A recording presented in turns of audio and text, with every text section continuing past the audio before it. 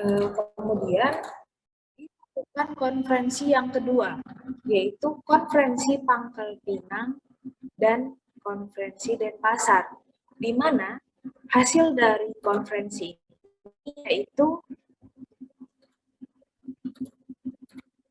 perbedaan keinginan agar bendera merah putih dan lagu Indonesia Raya digunakan atau tidak oleh negara Indonesia Timur. Juga, bentar ya semuanya. Nah, jadi di sini terdapat perdebatan antara negara federal itu menggunakan bendera merah putih dan lagu Indonesia Raya atau tidak. Dan kemudian di sini negara Indonesia Timur itu juga menjadi perdebatan antara masuk ke dalam negara bagian atau negara otonom dalam konferensi yang kedua ini. Nah, kemudian hasil yang berikutnya yaitu jatuhnya Kabinet Negara Indonesia Timur pada tahun 1947. Nah, dari konferensi yang dilakukan di Denpasar, itu ditemukan fakta bahwa Sultan Hamid II ternyata bekerja sama dengan APRA atau Westerling dalam mempersiapkan pemberontakan terhadap pemerintah Republik Indonesia Serikat. Nah, jadi di sini ditemukan fakta bahwa sebenarnya dalam pembentukan APRA oleh Westerling ini itu dia bukan hasil dari pemikirannya sendiri, merupakan itu dikasih ide gitu loh, kayak dipengaruhi gitu oleh Sultan Hamid II untuk melakukan pemberontakan di Bandung.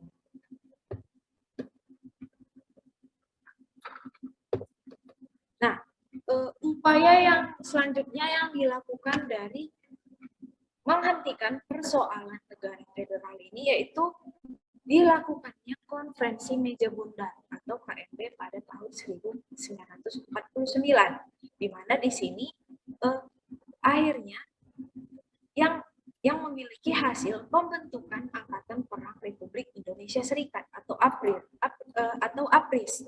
Nah, tapi di sini yang menjadi masalahnya adalah hasil dari konferensi meja bundar ini atau KMB.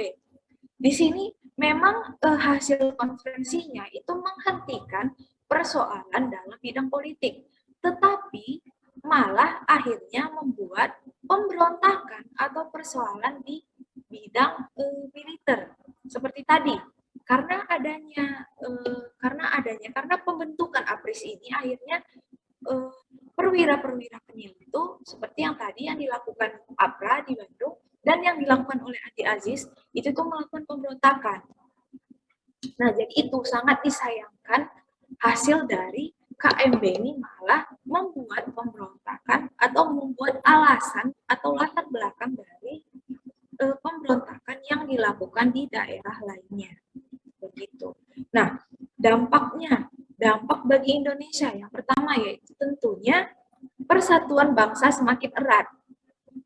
Nah, di sini juga akhirnya pemerintah Indonesia itu semakin sadar bahwa Indonesia itu harus menjadi negara kesatuan sampai akhirnya dibentuklah Negara Kesatuan Republik Indonesia.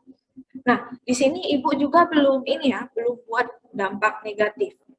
Sebenarnya pada saat persoalan negara federal ini tuh tidak ada korban jiwa.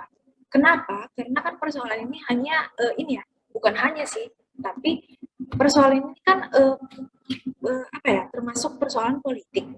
Jadi nggak ada gencatan senjata, nggak ada tembak menembak. Tetapi sayangnya dampak negatifnya dari ini itu tuh malah memperkarsai atau membuat alasan untuk orang lain atau perwira lain itu melakukan pemberontakan di daerah lainnya. Contohnya seperti yang saya sebutkan ya, seperti Andi Aziz dan pemberontakan APRA di Bandung, begitu.